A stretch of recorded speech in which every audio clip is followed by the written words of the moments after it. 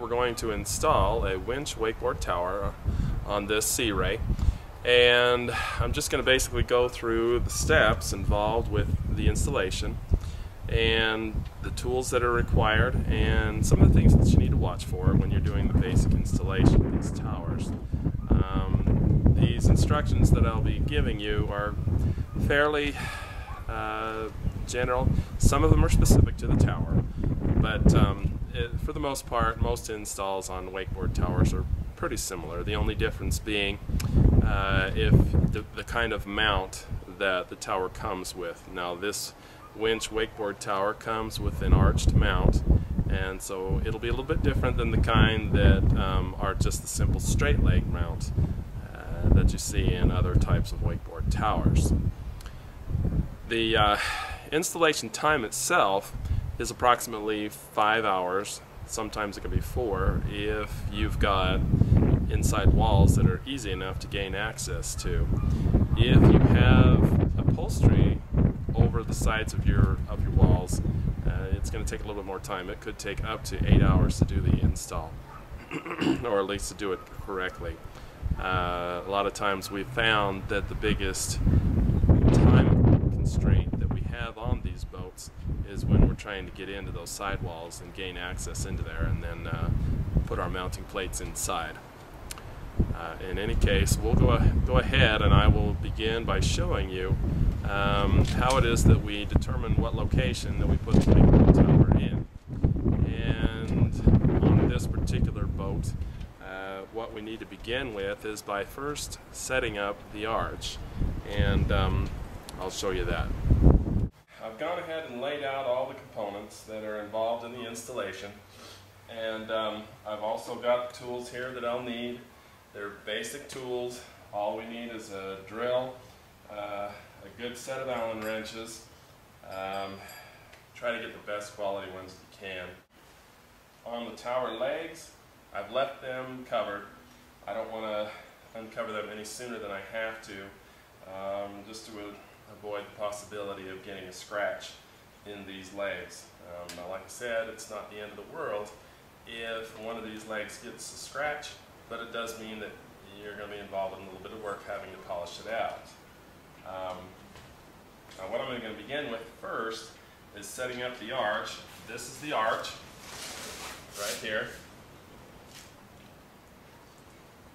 I'm going to go ahead and install the feet on the arch. Now, this is the foot, and this is the plate that goes on the foot. They just are two separate pieces. And in any case, this is the foot plate and this is the foot that just basically connect into each other like this. And then I'm going to grab one of these male elbow joints and then connect them together.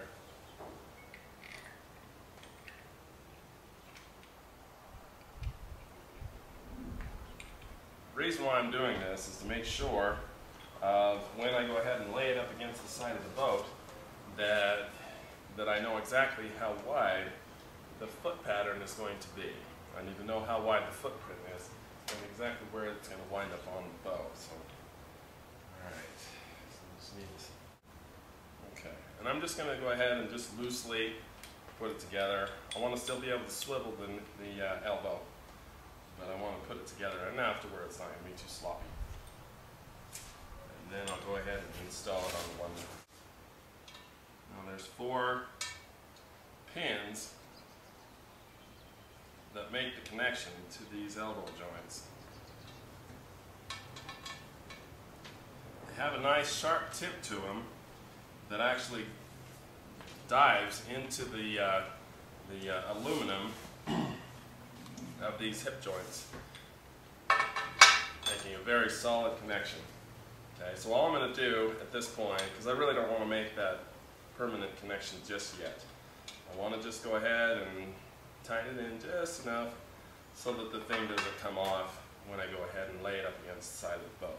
And I only need to put one on, or set one screw in. And then we're going to go ahead and take this other end off. Again, I'm not going to bother with taking off all of the foam in order to be able to protect this tower leg and the arch.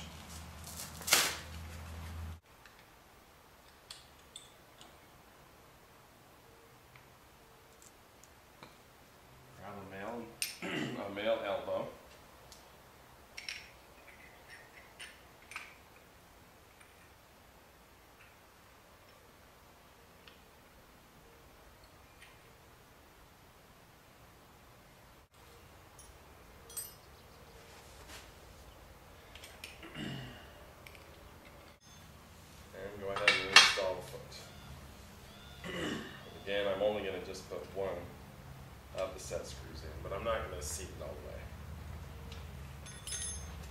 So at this point, we're going to determine exactly how we're going to mount this arch on the boat. There's a couple of things that I'm going to have to contend with.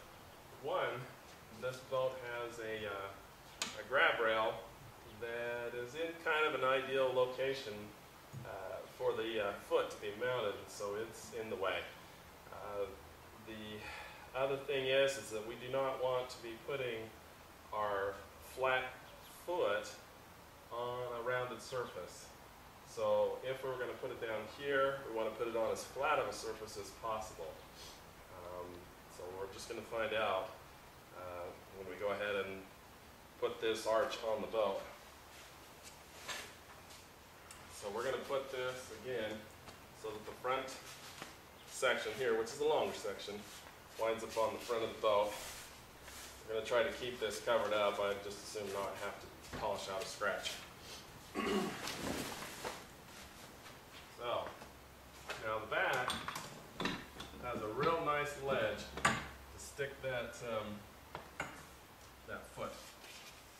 And then I want to check this rear to make sure that it's got enough to sit on. And it looks like it's going to need to come just a little bit forward, a little bit out. Okay, so we're good.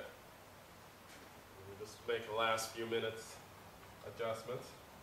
Make sure that these foot plates are on as flat of a surface as possible. If it's got a slight curvature, it's okay. But because there is a rubber mount that goes between that foot, which is this, it's a 1/4 inch thick, and the boat. So it does allow for a little bit of a contour, but not very much. Okay, and so we've got this up here on the forward section. It's kind of sitting a little bit on a rib. So I'm going to bring it up just slightly, and I think that's where we'll go ahead and make that mount. That looks good. The only other issue is now that I know where this foot is on the front, where it looks good from the outside, that's only half the equation. We've got to go inside the boat and determine whether or not we've got free and clear access to the inside of the boat. I've now gone in and checked inside the boat, made sure that, that the inside was clear and we have good access from the inside, and we'll be able to put it on our mounting plates. So I'm going to go ahead and I've already pre-marked one spot with the arch on there, and I'll go ahead and finish marking it, and then we'll go ahead and drill.